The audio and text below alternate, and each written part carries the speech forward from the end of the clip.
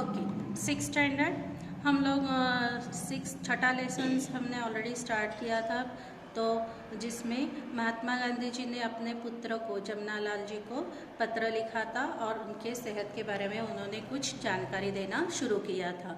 तो हम page number 42 पे आए हैं और हमने वहाँ से ही यहाँ से पढ़ना स्टार्ट करते हैं। ऐसी स्थिति में दूसरों को भी ऐसा खाना खिलाया जा सके तो खिलाना चाहिए। मेरी दृष्टि में जितने गेहूँ मिलते हैं उतने खाने ज़रूरी नहीं हैं। गुड़ को बिल्कुल छोड़ देना उचित मानता हूँ। तुम्हारे शरीर को गुड़ की ज़रा भी आवश्यकता नहीं है। इसके बदले निर्दोष, ये देखिए आपको यहाँ अंडरलाइन करना है, निर्दोष शुद्ध शहद लेना अधिक अच्छा है। तो गुड़ के बदले उन्होंने किसका इस्तेमाल करने के लिए कहा है? शुद्ध शहद का इस्तेमाल करने के लिए कहा है। परंतु जब तक मीठे फल मिल सकते हैं तो उसकी भी ज़रूरत नहीं। तो अगर आपको जब तक मीठे फल मिलते हैं तो शहद खाने की भी ज़रूरत नहीं है। दूध की मात्रा बढ़ाना अच्छा है, किंतु हमारे स्वास्थ्य के लिए दूध काफ़ी अच्छा होता है। जैतून का तेल की जगह मक्खन लेते हो, यह ठीक ही है। मक्खन में जो विटामिन होते हैं वे जैतून के तेल में नहीं होते। साग में हरी सब्जी होनी चाहिए, तो उन्होंने हरी सब्जी का इस्तेमाल करने के लिए कहा है, आपको अंडरलाइन करना है।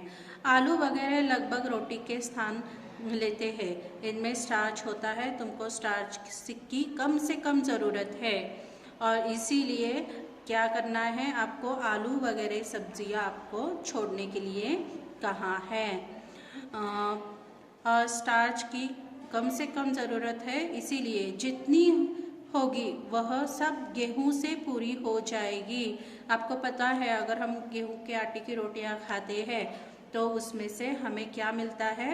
बहुत प्रचुर मात्रा में, बहुत अधिक मात्रा में स्टार्च मिलता है। मक्खन दूध काफ़ी है।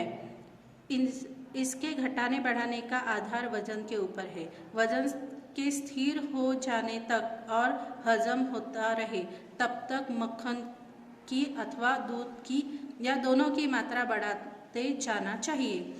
तरकारियों में यहाँ से आपको मार्क करना है। देखिए तरकारियों में लौकी तथा भिन्न भिन्न प्रकार की सब्जियाँ, फूल गोभी, पत्ता गोभी, बिना बीज के सेम, बैंगन आदि, इन सब की गिनती अच्छी हरी सब्जियों में होती है। यहाँ तक आपको मार्क करना है। तरकारियों में आप कौन कौन से आपको नाम दिए हैं? लौकी दिया है, फूल गोभी दिया है, पत्ता गोभी दिया है, बिना बीज के सेम, बैंगन या हरी सब्जियाँ दी है। तो इन सारी सब्जियों का आपके जीवन में, खाने में इस्तेमाल होना चाहिए। गेहूं का आटा चोकर मिला हुआ होना चाहिए। चोकर का मतलब होता है, देखिए जब हम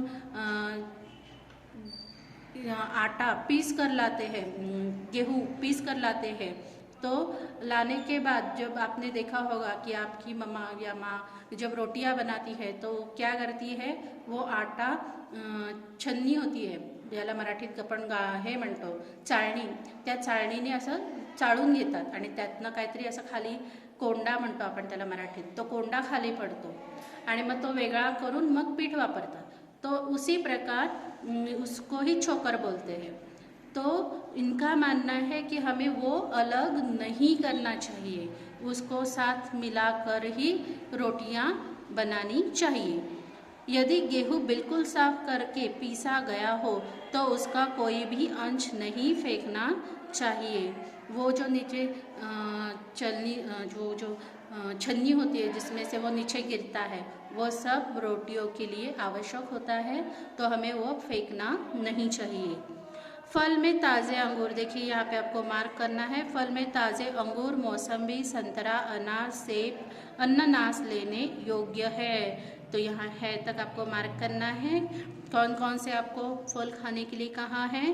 ताज़े अंगूर, मौसम्बी, संतरा, अनार, सेब, अनानास, ये सारी फल आपको खाने के लिए ज़रूरी है। आजकल जो प्रयोग अमेरिका में हो रहे हैं उससे मालूम होता है कि एक ही साथ बहुत सी चीज़ें नहीं मिला देनी चाहिए।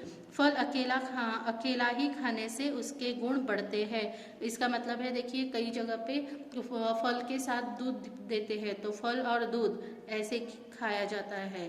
तो इनका मानना है कि साथ साथ नहीं, फल हमेशा अकेले खाया जाता है। भूखे पेट खाना तो सर्वोत्तम है, मतलब फल हमेशा भूखे पेट खाने चाहिए। अंग्रेजी में कहावत है कि, ये देखिए यहाँ से आपको मार्क करना है, अंग्रेजी में कहावत है कि सुबह का फल सोना है और दोपहर का चांदी है। तो अगर हम लोग सुबह उठते ही फल खाते हैं तो उसका बहुत ज़्यादा असर होता है, तो वह क्या है, सोना है। अगर दोपहर को खाते हैं तो वह चांदी है, मतलब उसका असर थोड़ा कम होता है। यहाँ है तक आपको मार्क करना है। इसीलिए पहला खाना अकेले फल का होना चाहिए। क्या तुम सुबह गर्म पानी पीते हो? सुबह गर्म पानी पियो तो हर्ज नहीं, तुमको 24 घंटे खुली हवा में रहने की इजाज़त मिल सकती हो तो लेनी चाहिए। ये आज के वीडियो में हम यही रुकते हैं।